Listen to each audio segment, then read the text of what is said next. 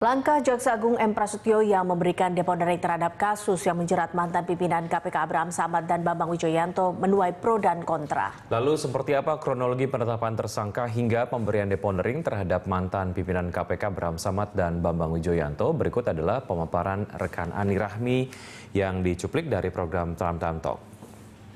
KPK adalah sebuah lembaga penegak hukum, namun ternyata sejumlah pimpinan KPK tidak bisa lepas dari jerat hukum. Kita lihat pimpinan KPK siapa saja yang pernah tersandung kasus-kasus hukum dan apa saja kasusnya. Yang pertama kita lihat diawali pada tahun 2009, yaitu Antasari Azhar yang tersandung kasus pembunuhan Direktur PT Putra Raja Wali Banjaran, yaitu Nasruddin Zulkarnain. Antasari divonis menyuruh atau menjadi otak dari pembunuhan Direktur PT Putra Raja Wali Banjaran. Lalu berikutnya setelah Antasari Azhar, masih di tahun yang sama, di tahun 2009 ada Wakil Ketua KPK Chandra M. Hamzah yang tersandung kasus dugaan penyalahgunaan wewenang, khususnya pada kasus Anggoro Wijoyo.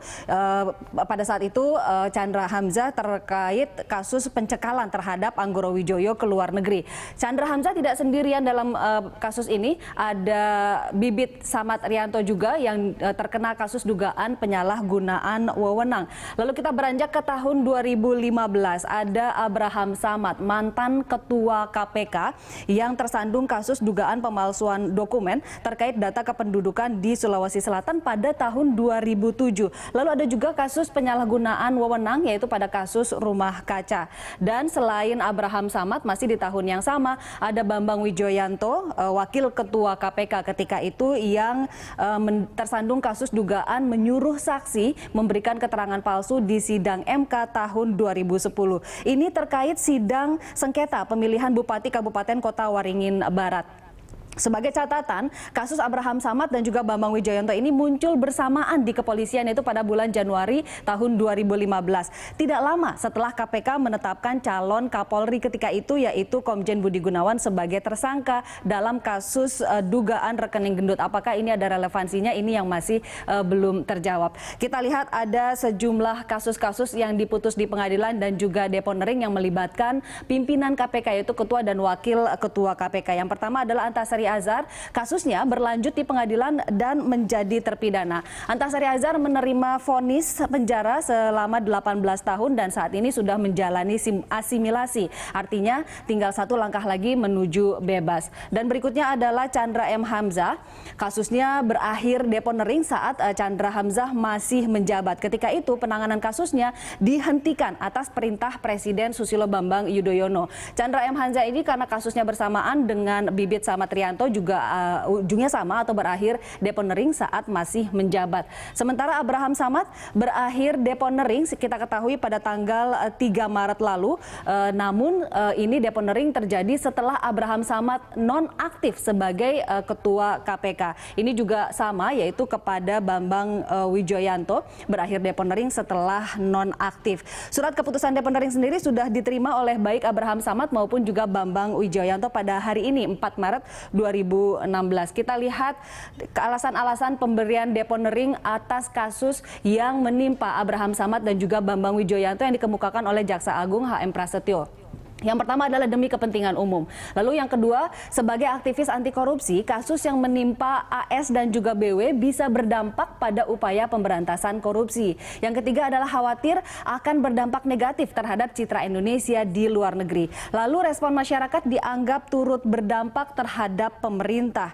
Dan kita lihat dasar hukum yang digunakan untuk memberikan deponering. Ada pada Undang-Undang Republik Indonesia Nomor 16 Tahun 2004 tentang Kejaksaan Republik Indonesia.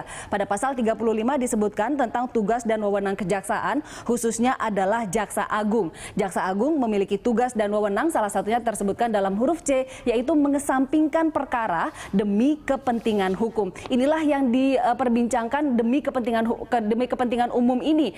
Apa pertimbangannya? Kita lihat lebih lanjut apa pengertian tentang demi kepentingan umum ini. Yang dimaksud dengan demi kepentingan umum adalah kepentingan bangsa dan negara dan atau kepentingan masyarakat luas. Mengesampingkan perkara sebagaimana dimaksud dalam ketentuan ini merupakan pelaksanaan asas oportunitas yang hanya dapat dilakukan oleh Jaksa Agung setelah memperhatikan saran dan juga pendapat dari badan-badan kekuasaan negara yang mempunyai hubungan dengan masalah tersebut. Inilah penjelasan demi kepentingan umum yang diperkarakan oleh Komisi 3 DPR.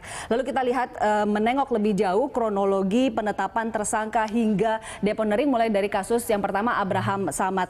Kasus ini diawali pada bulan Januari tahun 2015, persisnya pada tanggal 29 Januari, di mana Ketua LSM Lembaga Peduli KPK dan Polri melaporkan Abraham Samad ke Bareskrim Mabes Polri terkait kasus dugaan pemalsuan kartu keluarga dan paspor milik Feryani Lim pada tahun 2007 lalu.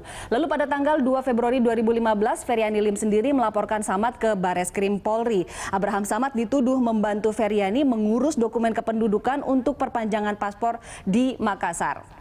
Pada tanggal 9 Februari 2015, di Treskrimum Polda Sulselbar menetapkan Abraham Samad sebagai tersangka untuk kasus pemalsuan dokumen. Lalu pada tanggal 20 Februari 2015 ada pemeriksaan, namun Abraham Samad tidak memenuhi pemanggilan untuk pemeriksaan ini.